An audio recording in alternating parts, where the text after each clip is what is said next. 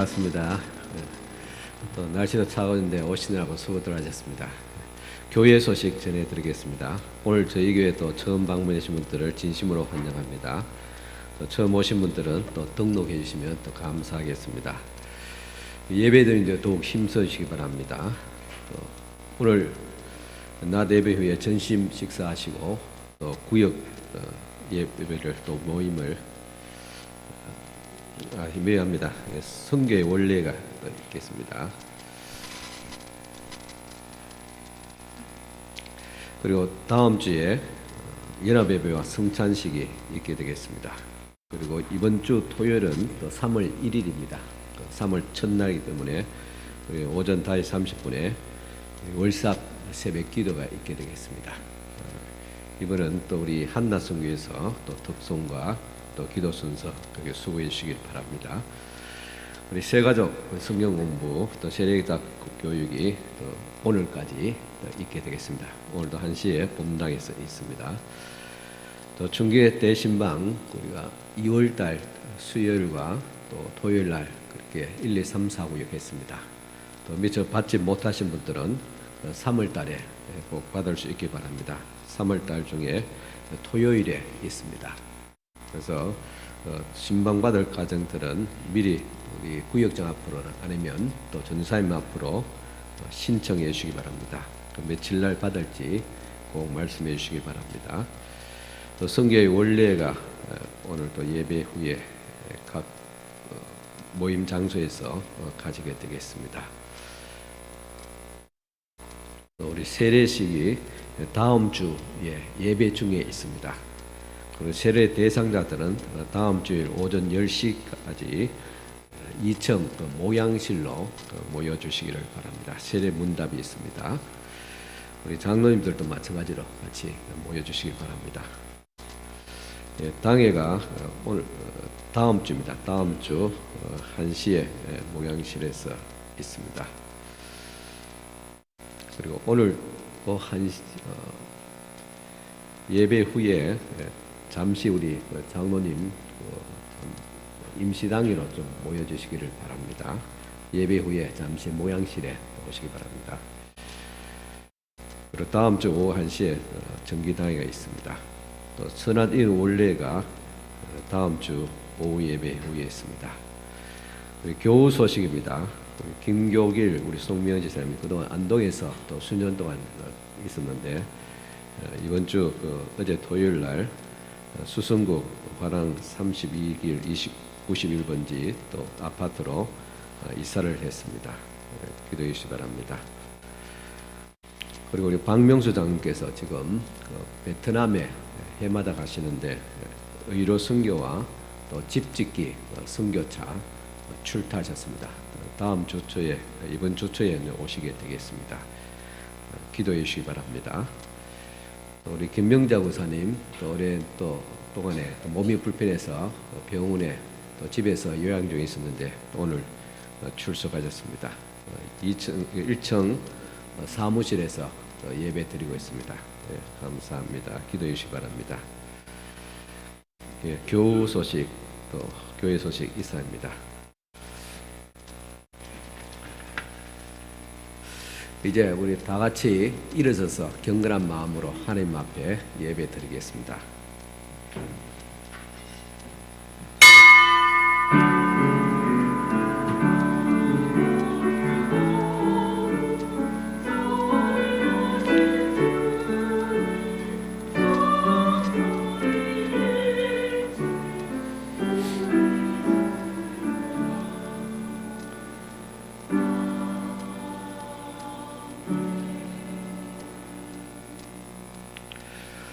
수고하고 무거운 짐진 자들아 다 내게로 오라. 내가 너희를 쉬게 하리라. 나는 마음이 온유하고 겸손하니 나의 멍에를 메고 내게 배우라. 그리하면 너희 마음이 쉼을 얻으리니 이는 내 멍에는 쉽고 내 짐은 가벼움이라 하시니라. 아멘. 전능하신 하나님 아버지, 찬송과 경배를 오직 성삼위일체 하나님께만 올려드립니다. 지난 한 주간 우리 곁에 함께 하시면서 한결같은 사랑으로 우리의 발걸음을 인도하여 주신 은혜에 감사를 드립니다. 우리의 작은 신음에도 응답하여 주셨고 평안할 때는 찬송을 주셨으며 매일 매 순간 신앙이 흔들리지 않도록 눈동자처럼 지켜주셨나이다. 그 크신 은혜를 잊지 않고 오늘 거룩한 주일로 주님 앞에 예배를 드리오니 주님께서 받아주시옵소서.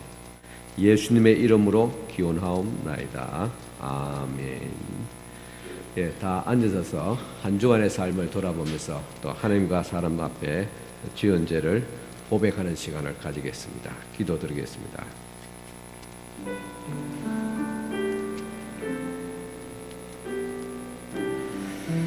사람을 외모로 보지 않으시고 중심을 보시는 하나님, 그동안 저희들은 중심을 바로 세우기보다는 외모만 아름답게 꾸미는 외식적인 삶을 살아왔습니다. 은밀한 중에 보시고 응답하시는 하나님께 참된 기도를 드리기보다는 나의 경건을 드러내기 위해서 사람 앞에 자랑하며 신앙생활한 적이 많습니다. 부재할 때도 사람에게 칭찬을 받는 목적으로 나팔을 불러 알려고, 금식할 때는 슬픈 기색을 띠어 내 개인의 경건을 알리고자 했습니다. 예수께서 그토록 음이 책망하셨던 외식하는 신앙을 바로 우리가 자행하고 있었습니다. 회칠한 무덤 같은 가식적인 삶을 용서하여 주시옵소서. 사람에게 보이는 신앙이 아니라 하나님 앞에서 중심을 다하는 진실한 신앙생활을 하게 하여 주옵소서. 예수님의 이름으로 이 고백의 기도를 드립니다. 아멘. 작은 자야 안심하라. 내 죄 사함을 받았느니라. 아멘. 교동문 다 같이 교독하시겠습니다. 교동문 4번 교동문입니다. 찬송가 뒤편에 있습니다.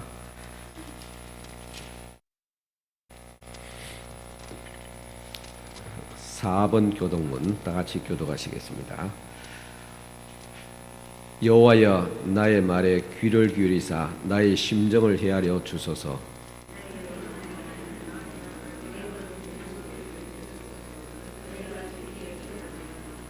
여호와여, 아침에 주께서 나의 소리를 들으시리니 아침에 내가 주께 기도하고 바라이다.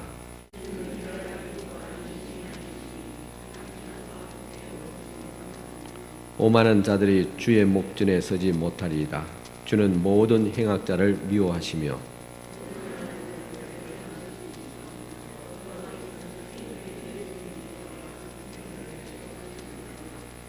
오직 나는 주의 풍성한 사랑을 힘입어 주의 집에 들어가 주를 경외함으로 성전을 향하여 예배하리이다.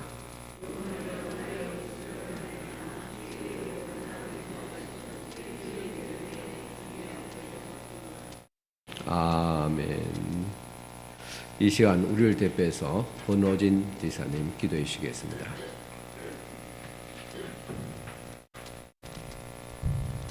기도드리겠습니다. 하나님 아버지 감사합니다. 막바지 추운 날씨 가운데 일주일 지켜주시고 주일 나와 예배와 찬양드리게 하여 주시니 감사드립니다.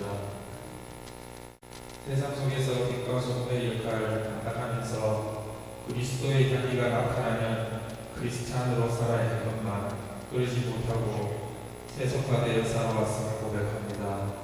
그런 저희를 용서해 주시고 변화될 수 있도록 도와주시옵소서. 주님께 감사드립니다. 성도님들이 개인별로 기도 제목을 가지고 이 자리에 나왔습니다.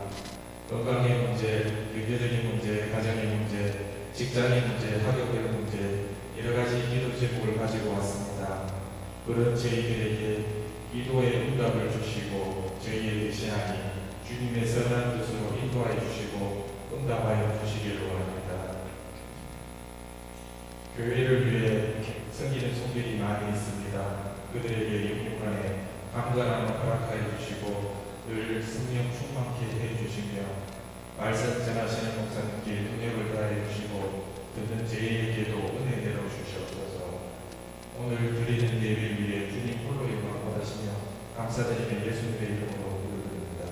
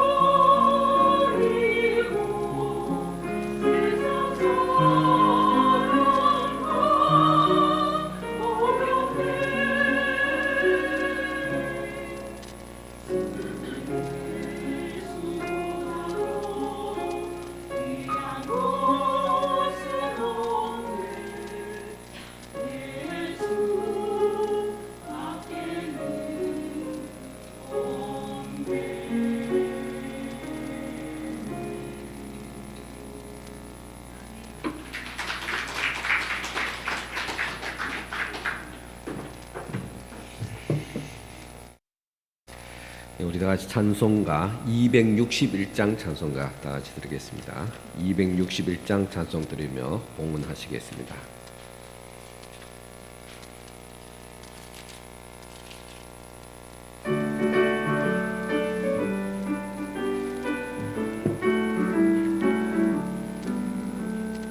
이 세상의 모든 죄를 맑히시는 주의 보혈, 성자 예수 그 귀한 피 찬송하고 찬송하세. 주님 앞을 멀리 떠나 길을 잃고 헤맬 때에 나의 뒤를 따라오사 친히 구원하셨도다. 흰 눈보다도 주의 흘리신 보혈로 희게 씻어 주옵소서. 가시관을 쓰셨으니 피로 얼굴 물드셨고 십자가의 모진 고통 나를 위해 당하셨네. 말로 형용할 수 없는 구세주의 구속하심, 은혜와 크신 사랑 찬송하고 찬송하세. 흰 눈보다도 주의 흘리신 보혈로 희게 씻어 주옵소서. 아버지를 멀리 떠나 바른 길을 저버리고 여러 가지 죄악으로 주홍같이 되었으니 물 같은 것 가지고는 씻을 수가 아주 없네. 주여 귀한 보배 피로 날 정결케 하옵소서. 흰 눈보다도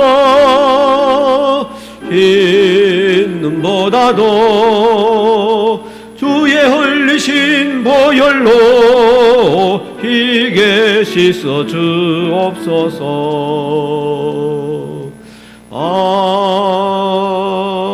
아멘. 예, 봉헌기도 드리겠습니다.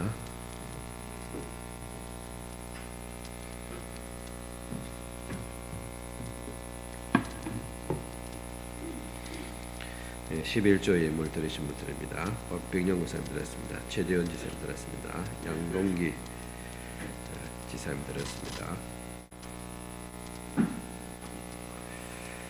조미령 기사님 드렸습니다. 김태서 권사님 드렸습니다. 김호장님 드렸습니다. 하나님 아버지, 이 시간 주님 앞에 첫 예물 또 11조를 드립니다. 먼저 주님 앞에 또 드리오니 주께서 기쁘게 받아주시고 또 모든 또 물질 생활에 있어서 손실이 없도록 하옵시고 또 풍성한 물질의 복을 다해 주시옵기를 간절히 바라고 원합니다. 주님 앞에 또한 감사하며 귀한 감사의 예물들 드립니다. 곽변영 권사님 드렸습니다. 최은숙 권사님 드렸습니다. 박건영 기사님 드렸습니다. 강학희 권사님 드렸습니다. 김정필 목사 드렸습니다. 최재명 장님 드렸습니다. 김호장님 드렸습니다. 나영희 권사님 드렸습니다. 정연희, 현연 드렸습니다. 또 진교, 진영, 진이 드렸습니다. 주님의 크신 사랑에 깊이 감사하며 정수 권사님 드렸습니다. 오명석 권사님 드렸습니다. 범사에 감사드리며 김태수 권사님 드렸습니다. 또 신방 생일 감사으로 또 조남이 지사님 드렸습니다. 김다영 청년 드렸습니다. 최대원 지사님 드렸습니다. 정금영 권사님 드렸습니다. 김삼년 성도님 드렸습니다. 남송자 성도님 드렸습니다. 또 무명으로 또 감사의 예물 드렸습니다. 하나님 아버지, 이 시간도 주님 앞에 또 귀한 또 감사의 예물들 주님 앞에 드립니다.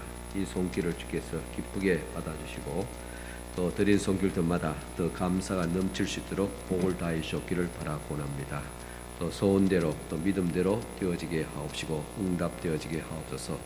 또 주님 앞에 주의를 헌금을 드리며 성교 구제 장학 건축 예물 드립니다. 또 구역의 예물을 드립니다. 이 모든 향기로운 예물들을 주님께서 기쁘게 받아주시고 흠량하시고 축복하여 주시옵기를 바라오며 예수님 이름으로 축복하며 기도드리옵나이다. 아멘. 이 시간 주신 하나님의 말씀 봉독해 드리겠습니다. 말씀은 요한복음 12장 24절과 25절 두 절 말씀 되겠습니다.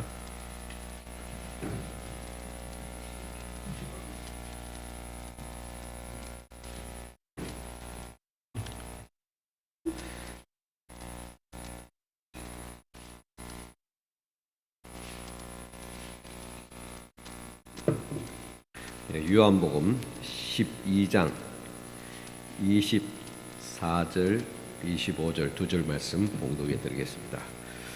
다 같이 일어서서 하나님 말씀 받으시기 바랍니다. 내가 진실로 진실로 너희에게 이르노니 한 알의 밀이 땅에 떨어져 죽지 아니하면 한 알 그대로 있고 죽으면 많은 열매를 맺느니라.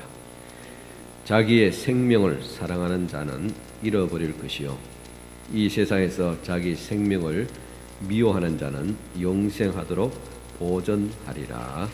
아멘. 예, 앉으시기 바랍니다.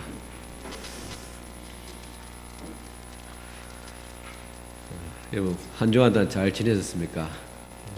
또 날씨가 차워서 또 생활하는데 많이 또 불편하셨지요.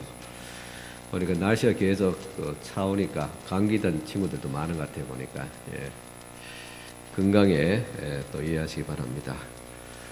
그래도 또 먼 산에 있는 또 눈은 녹아내리고 또 봄은 또 오고 있습니다. 바야흐로 봄이 오고 있습니다. 이제 한두 줄 지나면 꽃 소식도 올 것입니다. 그리고 우리의 경직된 삶과 또 이 사회도 봄이 오게 될 것입니다. 그런데 우리가 살아가면서 실제적인 어떤 질문들, 또 의문들, 또 고민들이 있습니다. 예를 들어서 고난이 올 때 하나님은 어디에 계시는가? 또 내가 신실하게 하나님을 섬기고 살려고 애쓰는데 왜 하나님은 나에게 이런 시련을 주시는가? 그리고 하나님이 정말 이 고통에 관여하고 계신가? 아니면 단지 나는 이 어려운 상황에 던져진 그런 사람인가? 또 내가 겪고 있는 이 고통 속에서 무슨 선한 것이 나올 수 있을까? 나는 하나님이 나를 벌하실 만한 심각한 그런 죄를 또 내 삶 가운데서 범한 그런 나쁜 그리스도인인가? 나는 정말 그리스도를 따르는 사람인가? 나는 지금까지 나를 속여왔는가? 나의 믿음이 부족한 것은 아닌가? 아빠, 왜 나여야 해요? 주님, 왜 제 딸입니까? 라는 의문들. 주님께서 왜 그들에게 이런 일이 일어나도록 내버려 두셨습니까? 라는 그런 질문들입니다. 이런 질문에 대한 일반적인 대답이 있습니다. 갈라디아서 말씀같이 사람은 심은 대로 거둔다. 내가 지금 겪고 있는 그런 결과는 앞에서 내가 원인이 있었다는 그런 뜻입니다. 또 하나님은 자녀들을 사랑하시기 때문에 사랑하는 자녀를 징계하신다는 히브리서 12장 4절 이하의 말씀이 있습니다. 또 모든 악한 것은 하나님께로부터 온 것이 아니라 마귀에서부터 온 것이라는 생각들. 그리고 결국은 로마서 8장 28절 같이 모든 것이 합력하여서 선을 이루고 잘 될 것이라는 희망. 우리는 지금까지 풀리지 않는 의문에 대해서 이런 일반적인 대답을 들어왔고 우리 역시 이런 일반적인 대답을 해왔습니다. 욥의 사례를 보면 욥의 삶에 초래한 부정적인 상황들이 있습니다. 혹독한 고난과 시련이 있었습니다. 그것을 하나님이 승인해 하셨습니다. 그렇기 때문에 고난의 삶에는 분명한 경계가 있습니다. 하나님께서 이 선은 넘지 말라고 주님께서 경계를 설정하셨다는 것입니다. 그리고 욥에게 일어난 모든 일은 궁극적으로 하나님께서 주관하셨습니다. 이런 욥 기술을 통해서 우리에게 보여준 세계관이 있습니다. 이것이 그리스도 기독교의 세계관이기도 합니다. 사람들의 삶에 강타하는 모든 부정적인 상황에 대해서 하나님께서 직접 설계하셨고 또 권한을 부여하셨고 그리고 그 범위를 설정하셨다는 것입니다. 또 하나님은 자신의 완전한 목적을 성취하기 위해서 모든 상황들을 조정하십니다. 그렇기 때문에 이 세상에서 우리가 당하는 모든 사건, 사고들 또 문제들은 우연의 일치도 그리고 운명의 장난도 아닙니다. 우리가 이것을 깨닫고 올바른 이해가 필요합니다. 아마 이런 일반적인 이해, 기독교적인 세계관을 가진 것만으로도 우리가 가진 의문들을 어느 정도 이해하고 또 해소할 수 있습니다. 그러나 정말 우리가 감당하기 어려운 그런 의문에 대한 그 문제에 대한 진정한 대답은 무엇일까? 이것을 지금 찾아가고자 합니다. 우리가 겪고 있는 이런 의문들, 문제에 대한, 고난에 대한 확실한 대답은 바로 깨뜨림입니다. 이 깨뜨림, 끼어짐이라는 것은 무엇인가 하면 하나님이 자기의, 즉 우리의 중심적인 그런 상황, 생활들을 쫓아내고 우리 모든 삶에 있어서 그분을 의지하도록 가르치는 그런 과정입니다. 또 하나님이 우리를 더욱 사용할 수 있도록 그렇게 만들어가는 과정이기도 합니다. 그리고 깨어짐의 목표는 그리스도의 삶을 관통하고 있는 성령님의 흐름에 대한 저항들. 우리는 그리스도이고 하나님의 영이 있는 사람인데 그러면 하나님의 사람 그리스도의 영으로 우리가 살아가야 되는데 이것을 저항하는 것들이 있습니다. 이런 저항하는 것들을 깨뜨리고 제거함을 통해서 성령님의 인도하심을 받게 하는 것이 깨어짐의 목표입니다. 그래서 이 깨어짐은 하나님께 유용함과 정비랍니다. 그러니까 우리가 많이 깨어질수록 하나님께 더 크게 쓰임을 받게 된다는 사실입니다. 그래서 우선 여러분들이 많은 어려움이 있고 또 깨어짐이 있다면 그것은 하나님께서 여러분들을 더 크게 쓰시려는 그런 과정이라는 사실, 이 이해가 우리에게 필요합니다. 그렇다면 더 나아가서 우리가 왜 정말 깨어져야 되는가? 꼭 깨어져야만 하는가? 무너져야 하는가? 그것은 우리가 이 깨어짐을 통해서만이 새로운 세계를 경험할 수 있게 됩니다. 예수께서 니고데모에게 사람이 물과 성령으로 거듭나지 아니하면 하나님의 나라를 볼 수 없다 그랬습니다. 하나님의 나라, 영적인 그 세계는 지금의 우리가 알고 있는 느끼는 이 세계가 전혀 다른 세계입니다. 이 전혀 다른 세계에 들어가기 위해서는 어떻게 했나? 물과 성령으로 거듭나야 된다. 이 말은 더 구체적으로 깨어져야 되나요? 내가 깨어져야지 새로운 세계를 경험할 수 있다. 영적인 세계를 경험할 수 있다. 그런 말입니다.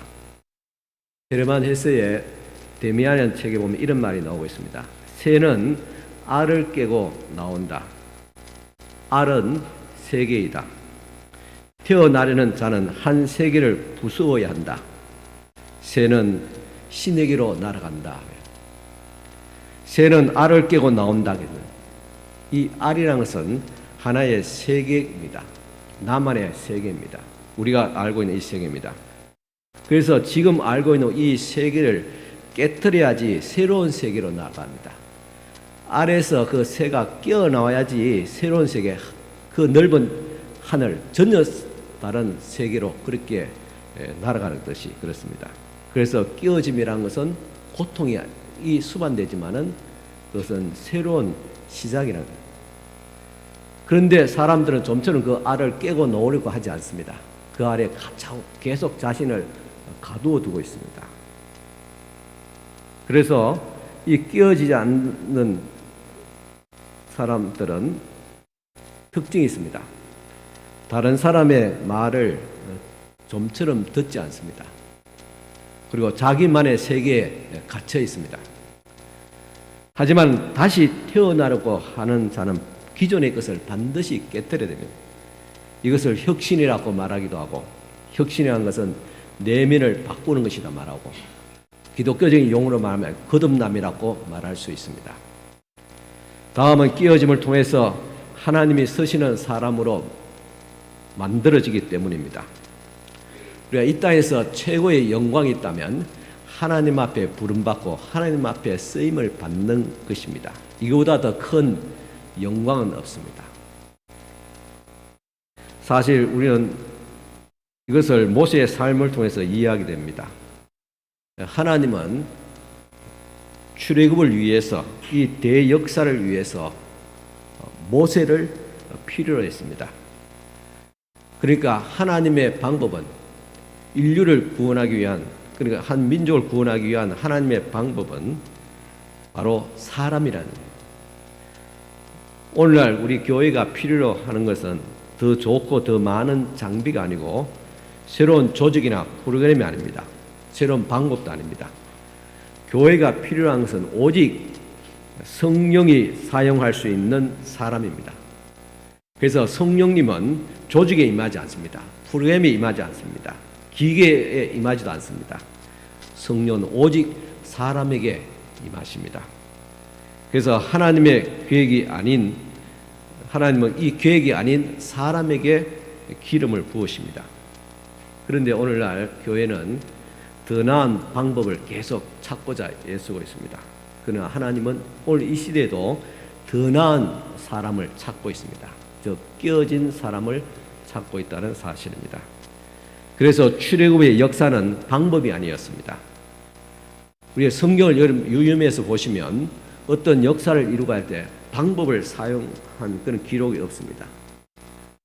하나님께서 사용하신 것은 탁월한 영성을 갖도록 단련된 사람이고, 그리고 불타는 떨기나무 앞에서 하나님 앞에 서 있었던 사람입니다. 하나님의 역사뿐만 아니라 그분의 뜻을 알았던 그런 사람을 주님께서 찾으십니다.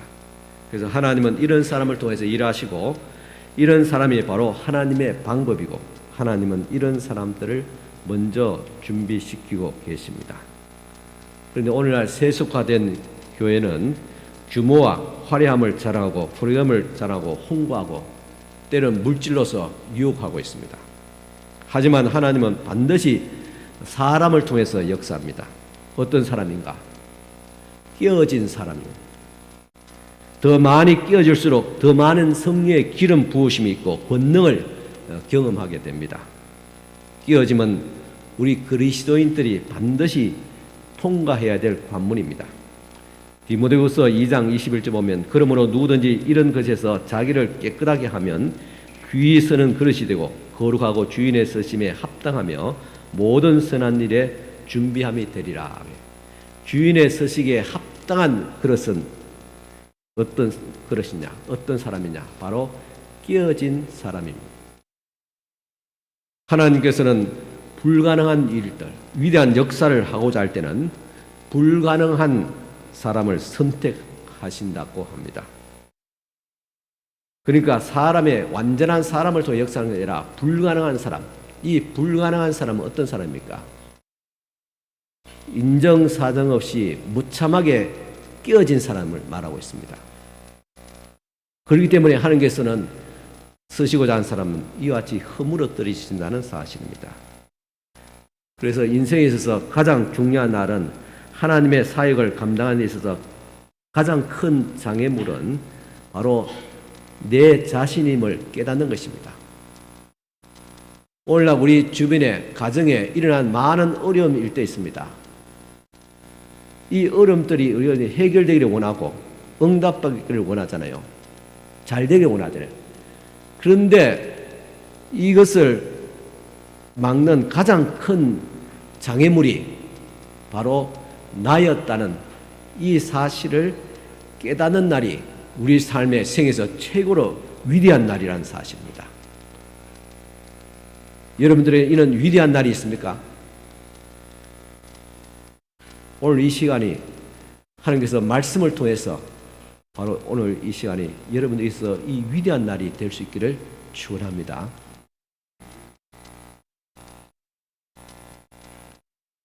그것은 바로 자기 중심적인 삶, 그리고 자기를 신뢰하는 마음, 그리고 자기를 의존하고 또 자기 확신에 있는 사람, 그리고 나의 생각, 지금 내가 하고 있는 것이 충분하다고 생각하는 사람, 자기애에 빠진 사람, 자기 지혜로 능력으로 할 수 있다고 생각하는 사람, 이런 마음들의 문제는 해결책은 오직 깨어짐이 있습니다.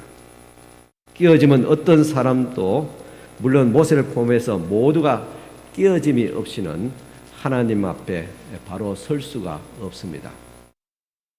부르심을 위해서는 깨어질 필요가 있습니다. 성경에 보면 미디안 사막에서 모세가 40년 동안 지낸 그 활동은 기록되어지지 않았지만은 그러나 우리는 충분히 짐작할 수 있습니다. 이 무려 40년 동안 이 삶 동안 모세는 어떤 상황에 있었을까? 애굽에 있었던 40년 화려한 왕자의 그 삶, 자기가 지도자라고 그렇게 나섰던 그런 자신감, 이런 것들이 40년 동안 무참하게 끼어지는 기간이었습니다. 나는 이렇게 쓸모없는 사람이다, 버림받은 사람이다, 쫓김을 받은 사람이다, 도망자다. 그런 식으로 자신이 무참하게 끼어지고 또 내려오고 다듬어지는 그런 시간이었습니다. 하나님은 모세가 영적으로 단단해지고 하나님만 바라보게 힘을 빼는 그런 40년의 위대한 광야 생활이었던 것입니다. 그렇다면 끼어지기 전에 모세의 삶은 어떻습니까? 오늘 저와 여러분들이 끼어지기 전에 우리의 모습은 어땠습니까? 다소 자신감에 차이 있었습니다. 자기 확신에 차이 있었습니다. 자기 스스로 충분하고 생각했습니다. 자기는 지혜롭다고 생각합니다. 나의 판단이 옳다고 그렇게 생각합니다. 그리고 나의 의지대로, 나의 기분대로 그렇게 살아왔습니다. 그런데 미디안 광야 학교 40년 동안 이것이 끼어지고 다듬어졌습니다. 이렇게 모세를 보잘것없는 사람으로 만들었습니다. 그 모세를 바닥까지 끌어내렸습니다. 자기의 지탱한 모든 것들을 끼어졌습니다. 삶의 모든 면에서 오직 이제 하나님만 의지한다는 것이 무엇인가를 깨닫게 배우게 되었습니다. 오늘 우리들도 이런 경험을 통해서 자기 중심적인 삶의 껍질을 먼저 끼어지고 그리고 성령 안에서 흐르기 시작하는 그런 인도하심을 경험할 수 있기를 바랍니다. 성령의 인도하심을 받기 위해서는 우리 자신이 끼어져요. 그렇다면 다음은 하나님께서 우리를 어떻게 깨뜨리시는가라는 질문을 하게 됩니다. 그러기 위해서는 하나님의 깨뜨림을 우리가 받아들여야 됩니다. 이해를 해야 됩니다. 이해하지 못할지라도 그에 대해서 받아들이는 마음을 가져야 됩니다. 하나님의 깨뜨림 방법은 우리의 삶을 통해서 지속적으로 점진적으로 이루어지는 것도 있지만은 대부분 다 보면 급진적으로 송두리째 근본적으로 바꿀 때가 많습니다. 그래서 이런 실패를 통해서 우리는 밑바닥을 통해서 끼어지게 됩니다. 모세는 미디안 광야 지난 40년 동안을 경험했습니다. 베드로는 예수님을 3번이나 모른다고 부인하면서 나는 실패자라는 그런 경험을 하면서 자신의 어떤 쌓아왔던 자기 의가 자기 신념이 끼어졌습니다.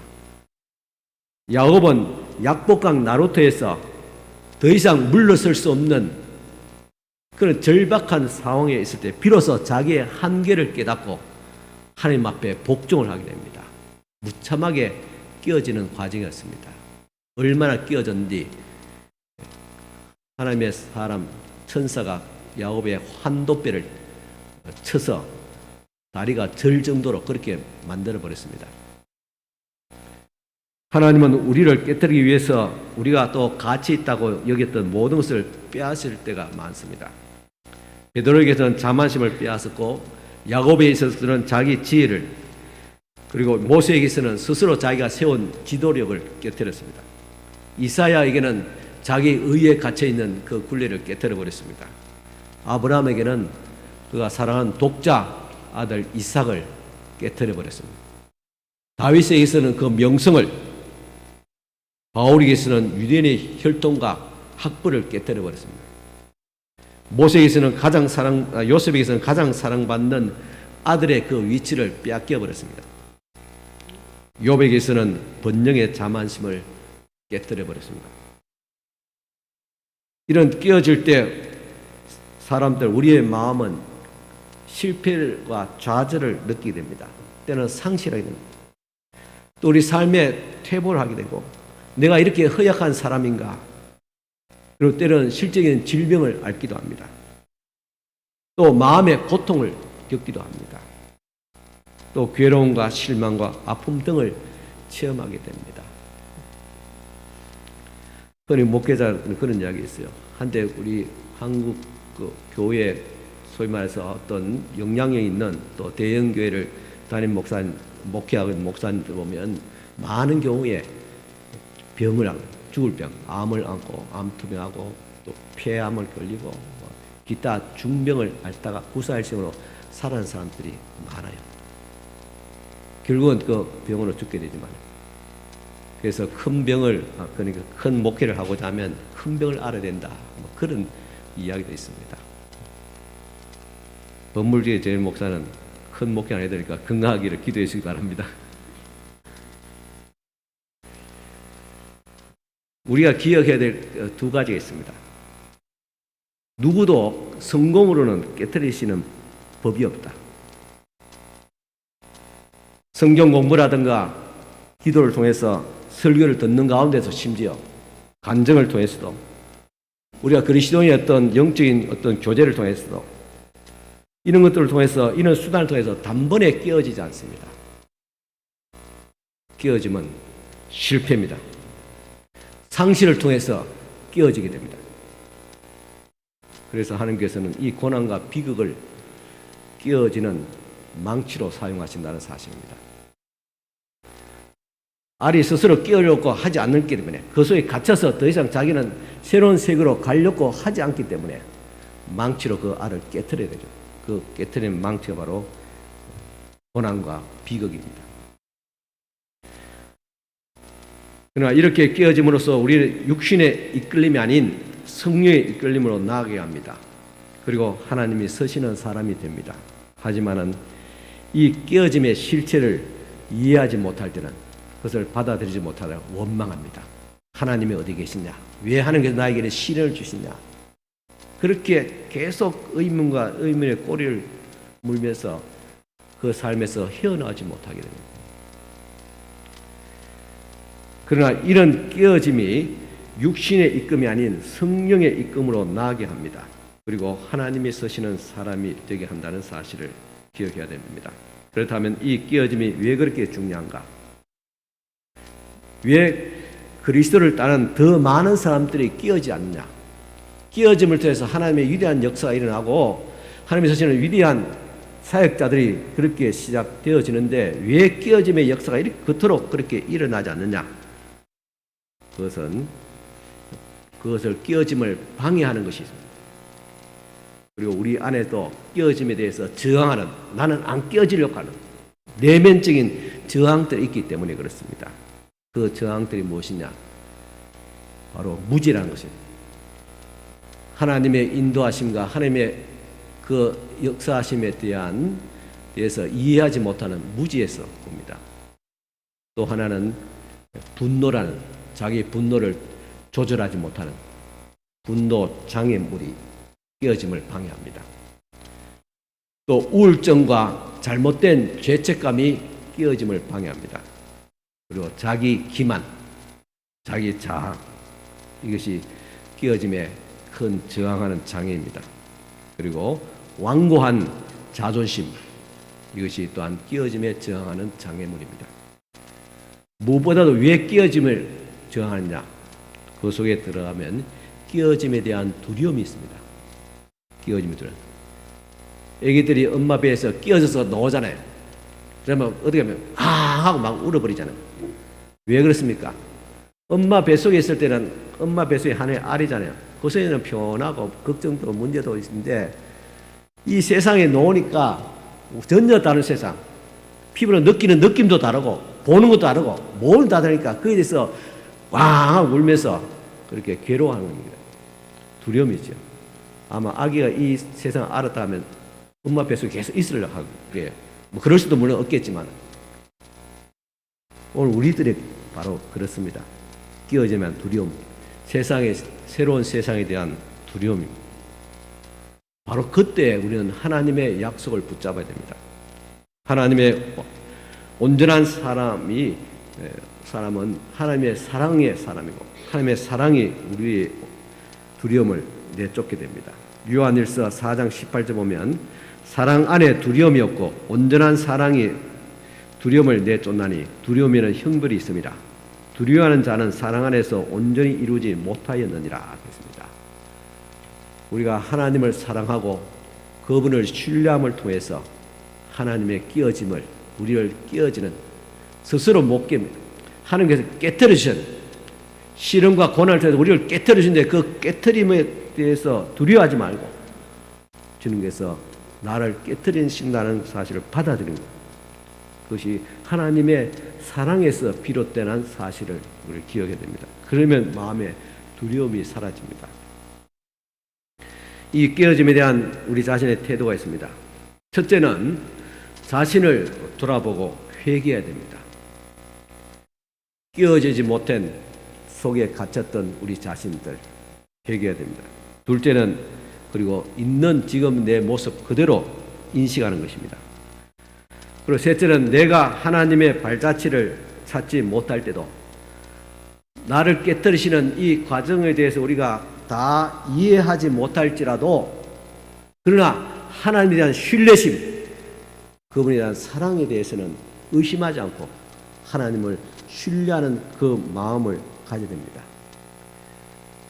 그런데 사람들은 끼어짐의 결과에 대해서는 환영합니다. 그러나 그 과정은 피합니다. 끼어지면 많은 역사도 일어납니다. 내 자신이 변화되고 우리를 통해서 우리 가정과 우리 사회와 나라와 교회가 변화되고 소위 말해서 부흥의 역사들이 막 일어나는데 그 결과는 우리가 환영하고 좋지만은 끼어지는 그 과정에 대해서는 힘들어하기 때문에 과정이 힘들기 때문에 그것을 피하고자 합니다. 누구나가 최고의 운동선수가 되기를 원하지, 운동하는 사람이라면 또 이런 분야에 있어서 최고가 되기를 원하지요. 그러나 거기에 도달하기 위해서는 경기장 밖에 혹된 훈련과 절제된 생활, 자기 경영이 있어야 하는데 사람들은 그 과정들은 원하지 않습니다. 피하고자 합니다.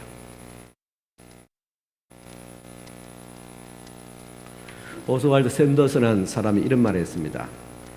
영적 리더는 신학 교육이나 교회 직분으로 만들어지지 않습니다. 오직 하나님만이 직접 기름 부은 진실한 된 자를 세우십니다. 하나님께서 기뻐하시는 영적 지도자, 또 사회적인 지도는 마찬가지입니다. 교육이나 지금 교회에서 자기가 맡고 있는 직분이나 그것으로 만들어지지 않다. 오직 하나님께서 간섭하셔서 그를 깨뜨려 버리시고 그리고 그에게 기름 부으실 때 주님 앞에 이 시대 앞에 쓰임을 받을 수 있다는 사실입니다. 마지막으로 끼어짐의 결과는 우리가 끼어짐의 그 아픈 그 과정을 우리가 받아들이고 감내할 충분한 가치가 있습니다. 이 끼어짐을 통해서 우리가 세 가지의 결과를 기대할 수 있습니다. 첫째는 끼어짐을 통해서 하나님과 가까워지게 됩니다. 아기가 엄마 뱃속에서 끼어져야지. 저는 엄마밖에 몰랐잖아요. 감정 교류인데 엄마 뱃속에 끼어져야지 세상에 많은 사람들과의 관계를 맺어요. 또 나를 낳으신 부모와의 관계가 더 깊어지고 인격의 관계를 맺지 않습니까? 마찬가지로 우리 자아가 우리 자신에 끼어져야지 하나님과의 관계가 온전하게 회복되어진다는 사실입니다. 역대하 20장 7절 보면 우리 하나님이시여 전에 이 땅의 주민을 주의 백성 이스라엘 앞에서 쫓아내시고 그 땅을 주께서 사랑하시는 아브라함의 자손에게 영원히 주지 아니하셨나이까 하겠습니다. 여기서 아브라함을 하나님이 사랑하시는 아브라함에게 이 아브라함의 약속을 통해서 그 후손들도 축복하시고 그 땅을 주신다는 말입니다. 야고보서 2장 23절 보면 이에 성경에 이른 바 아브라함이 하나님을 믿으니 이것을 의로 여겼다는 말씀이 이루어졌고 그는 하나님의 벗이라 칭함을 받았나니 했습니다. 지난번에 말씀했습니다. 아브라함이 그 독자 아들 이삭을 하나님 앞에 바치는 것, 이것은 아브라함의 끼어짐의 가장 핵심입니다. 자기 가장 사랑하는 것을 포기하고 내려놓음을 통해서 완전히 끼어질 때 주님께서 내가 이제야 너가 나를 사랑하는 줄 알겠노라 하고 인정하고 그 아브라함을 통해서 그 아브라함의 후손들을 유대인들을 엄청나게 주님께서 축복하셨다는 사실입니다. 그리고 아브라함을 나의 벗이라, 나의 친구라, 이와 같이 끼어짐은 하나님과의 관계를 친밀하게 만든다는 사실입니다.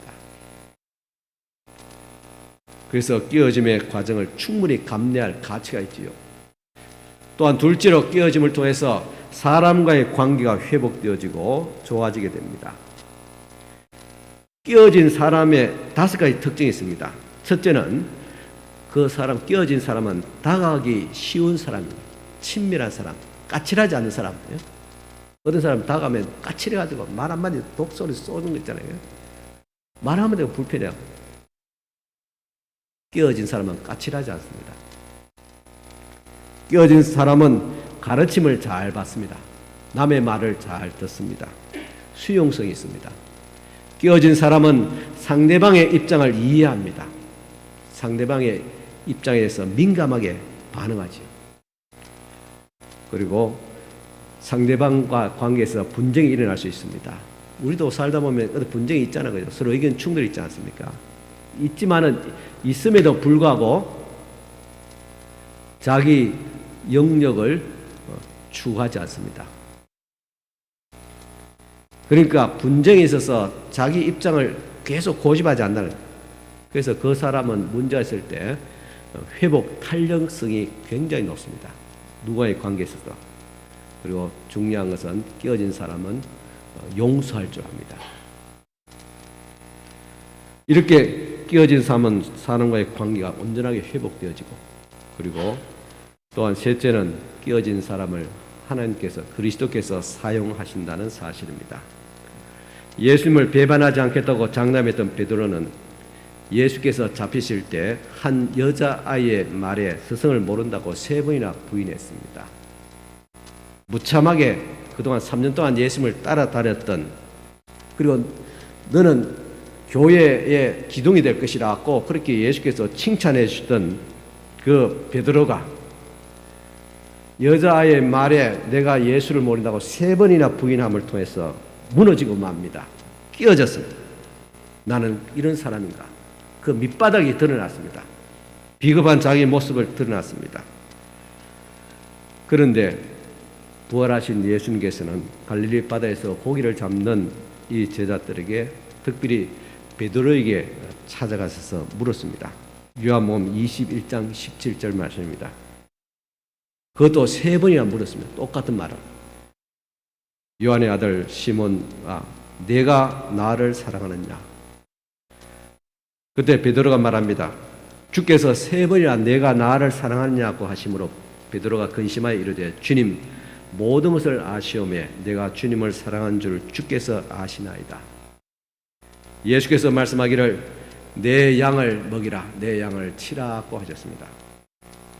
이처럼 예수님은 끼어진 베드로에게 새로운 사역을 주셨습니다. 이렇게 깨트림의 최종 목적은 우리를 사용하시기를 위함, 성령이 인도하시는 사람이 되기 위한 것입니다.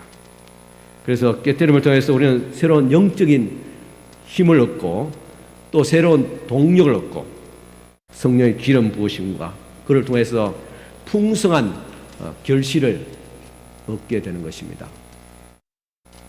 오늘 말씀을 정리하고자 합니다. 요한복음 12장 24절 말씀 보면 내가 진실로 진실로 너희에게 이르노니 한 알의 밀이 땅에 떨어져 죽지 아니하면 한 알 그대로 있고 죽으면 많은 열매를 맺느니라고 했습니다. 밀알 안에 생명이 있습니다. 싹이라는 생명. 그런데 그 밀알이 그대로 있으면 계속 하나의 밀알에 불과합니다. 나중에는 썩어서 없어집니다. 그렇지만은 이 밀알이 땅에 심겨지고 적당한 수분이 공급될 때 그 밀알이 끼어지면서 싹이 나서 그리고 하나의 이 밀알이 많은 열매를 맺게 된다는 것입니다. 그래서 이 밀알이 그대로 있으면 죽지만은 자기의 밀알이 잘 끼어짐에 죽음을 그렇게 자초하기 때문에 많은 열매를 맺게 됩니다. 밀알 안에 생명이 있는지가 문제가 아닙니다. 그 안에 있는 생명이 어떻게 빠져나와서 주변 세계에 영향을 미칠 수 있는가가 중요합니다. 그러기 위해서는 단단한 외피를 끼워야 됩니다. 더 쉬운 방법이 있습니까? 없습니다. 끼워짐의 관문은 반드시 우리가 통과해야 될 문입니다. 그리고 열매를 맺게 될 유일한 방법입니다. 우리의 간절함과 목마름의 단 하나입니다. 그것은 어떻게 내가 끼워질 것이냐, 이 끼워짐을 어떻게 감당할 것이냐. 끼워짐이 없이는 사역의 전환점도 오지 않습니다. 어떻게 생각합니까? 우리가 끼워지면 교회가 부흥하고 또 이 나라의 지도자들이 끼워진다면 이 나라에 부흥이 오게 됩니다. 교회가 끼워지면 부흥의 불이 이 땅을 휩쓸고 세계를 덮을 수 있을 것입니다.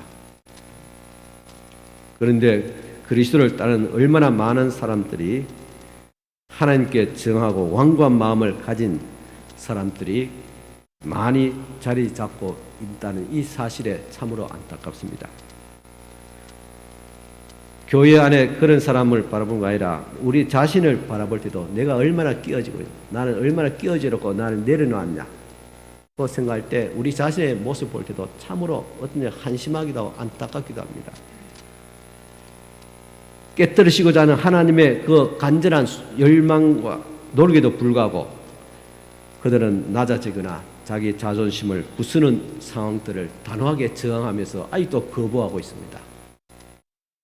그 결과 자기의 삶의 영역이 얼마나 메말라 가고 있는 것, 삶의 현장이 얼마나 피폐하고 있는 이 사실을 우리가 직시해야 됩니다.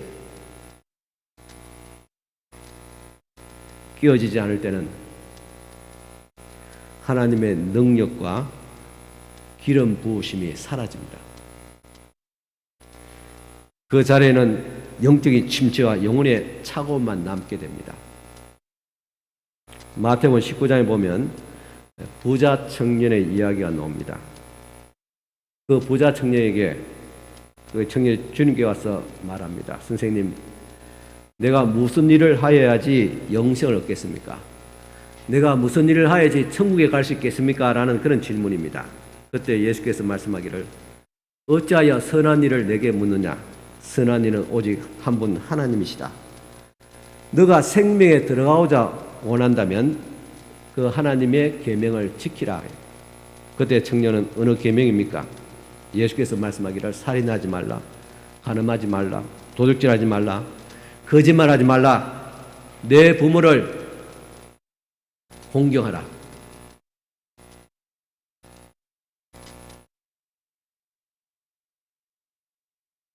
내 이웃을 내 자신같이 사랑하라. 그렇게 말씀하셨습니다. 그때 청년이 말하기를 이 모든 것을 내가 지켜 싸운데 아직도 내가 무엇이 부족합니까? 라고 했습니다.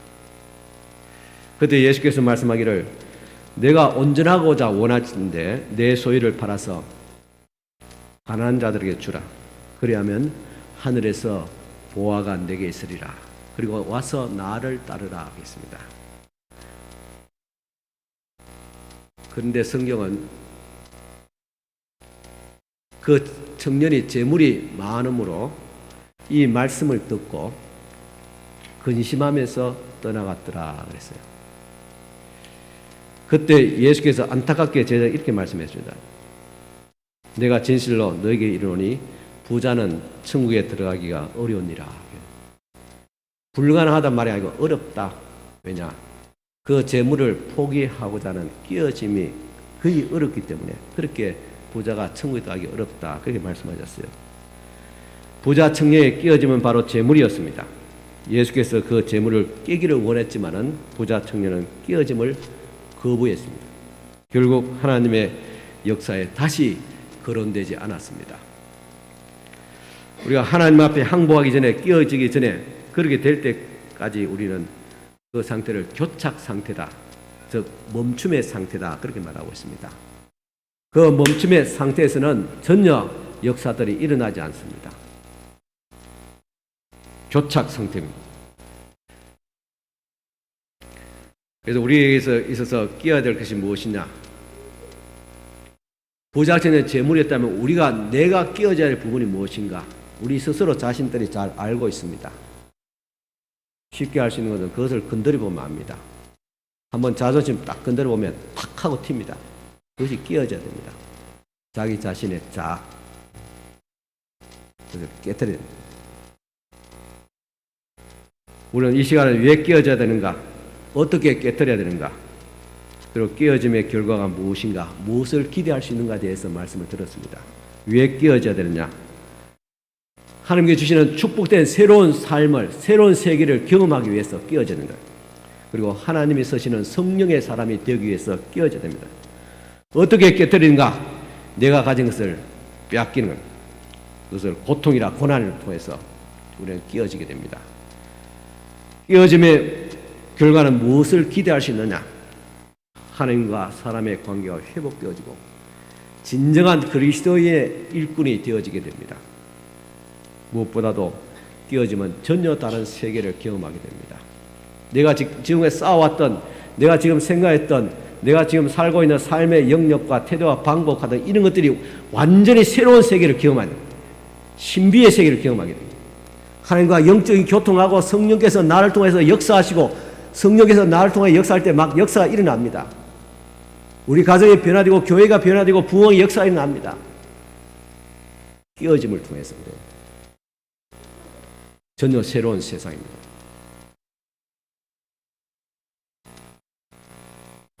끼어져야 될 근본적인 이유가 있습니다.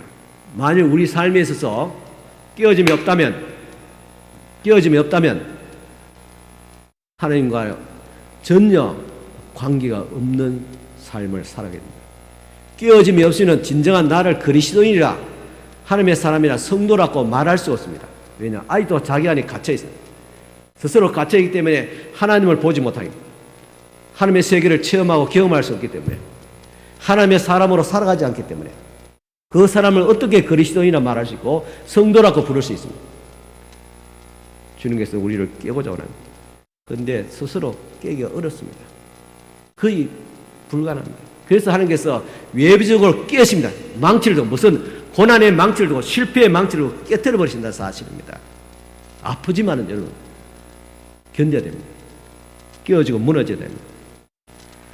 예수께서 요한복음 12장 24절과 25절, 바로 예수께서 잡히시고 십자가를 지기 바로 전에 하신 말씀입니다. 내가 진실로 진실로 너희에게 이르노니 한 알의 밀이 땅에 떨어져 죽지 아니하면 한 알 그대로 있고 죽으면 많은 열매를 맺느니라. 자기 생명을 사랑하는 자는 잃어버릴 것이요 이 세상에서 자기 생명을 미워하는 자는 영생하도록 보존하리라. 어떻게 한 알의 밀이 땅에 떨어져 죽어서 생명을 얻고 많은 사람들에게 같이 영향력을 미칠 수 있느냐? 그것은 바로 끼어짐을 통해서 되어집니다. 한 알의 밀이 끼어지지 않으면 썩어서 아무런 역사가 일어나지 않습니다. 그러나 끼어져서 내 자신이 죽을 때 그 속에서 생명의 새싹이 일어나서 삶의 풍성한 하나님의 은혜와 역사와 영광들이 나타나게 됩니다. 예수님도 당신을 이 말씀을 하시고 십자가에서 한 알의 밀같이 땅에 떨어 죽었습니다. 그리고 당신을 사정없이 십자가에서 깨뜨려 버립니다. 하나님께서 예수라는 그 예수님을 당신 아들 십자가에서 사정없이 십자가는 죽음과 고난의 막대 책찍으로 예수님을 사정없이 깨뜨려 버렸습니다. 예수님은 그것을 감내해서 받아들였습니다. 그럴 때 예수의 십자가의 죽음을 통해 깨뜨리면서 수많은 인류들을 구원하게 되었습니다. 한 사람 아담은 자기가 죽지 않으려고 깨어지 않음을 통해서 많은 사람들이 죄로 멸망으로 인도했지만 한 사람 아담 새로 오신 예수 그리스도는 자신의 죽음을 깨뜨림을 통해서 모든 사람을 살리는 역사를 이루었다는 사실입니다. 그런데 알 속에서 새가 끼어 나오고자 할 때 그 아픔이 있습니다. 하늘에 미리 땅에 떨어져 죽을 때도 아픔이 있습니다. 이처럼 오늘 우리 자신을 깨트릴 때도 아픔이 있습니다. 내가 그토록 알량하게 고수해왔던 그 자존심, 거부하고 싶은 저항심,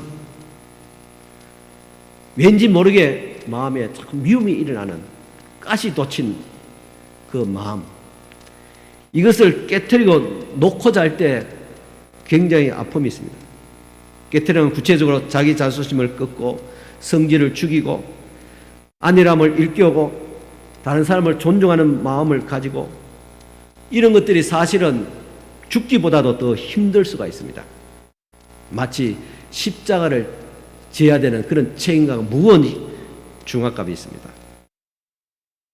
그렇지만 우리는 자기 십자가를 지고 예수님처럼 주님을 따르는 행동이 있습니다. 십자가를 지고 따르는 행동, 구체적으로 그것을 끼어지면 환상적으로 이거 십자가 지고 여러분 한번 오늘 올리매고 한 바퀴 돌아봅시다. 한번 체험해 봅시다. 하여튼 의미는 있겠지요. 그러나 자기 십자가를 지고 나를 따르는 것은 당신처럼 너도 끼어지고 무너져야 된다는 말입니다.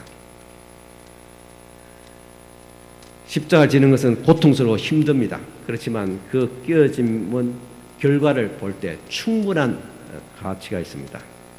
끼어질 때 이 땅에서 전혀 경험해 보지 못한 새로운 세계를 경험하게 됩니다. 아래에 있는 새가 알을 깨고 놓을 때 전혀 다른 세상을 경험하는 것과 같습니다. 끼어질 때 성령께서 나를 이끌시기 시작하게 됩니다. 우리는 이것을 거듭남이라 그렇게 말합니다. 그리고 그 끝은 영광입니다. 십자가 없는 영광은 없습니다. 예수께서 십자가를 짐을 통해서 철저하게 끼어짐을 통해서 그 하나님의 보좌 우편에 있는 그 영광 속으로 들어 올라가셨습니다. 이와 같이 너희도 자기 십자가를 지고 나를 따르라고 예수께서 말씀같이 나도 십자가를 통해서 날마다 끼어짐을 통해서 하나님의 영광에 이르게 된다는 사실입니다. 끼어지면 충분한 가치가 있습니다. 오늘도 우리 성도도 날마다 우리 삶에 있어서 끼어짐을 체험하고 끼어짐을 받아들일 수 있는 오늘 저와 여러분 되기를 축원합니다. 기도드리겠습니다. 하나님 아버지, 오늘 우리가 또 우리를 감싸고 있는 너무나도 두꺼운 알 속에 스스로 갇혀 있었습니다. 우리의 무지와 어리석은 저항과 그리고 자만과 교만에 한 이 단단한 껍질을 주님 깨트려 주시옵소서. 우리 스스로 깨트리기는 어렵습니다. 주님께서 사정없이 깨트리시고 주님의 깨트리심에 순응하게 하옵시고 받아들이게 하옵시고 끼어짐을 통해서 하나님께서 우리에게 이때의 경험하여 보지 못한 전혀 새로운 삶을 세계를 신비한 하나님의 성령의 인도하심과 다스리심과 축복하심을 경험하게 해 주시옵기를 간절히 원합니다. 오늘도 내가 가정에서 끼어지고 교회에서 끼어지고 이 나라 민족에 끼어지는 역사들이 일어나게 하옵시사. 많은 풍성한 생명의 열매를 맺게 하옵시고 많은 선한 영향력을 나타낼 수 있는 하나님의 사람 그리스도인들이 되어지게 하여 주시옵기를 간절히 바라고나며 우리 구주 예수님 이름으로 기도드리옵나이다. 아멘. 우리 다 같이 일어서서 찬송가 505장 1절 드리겠습니다.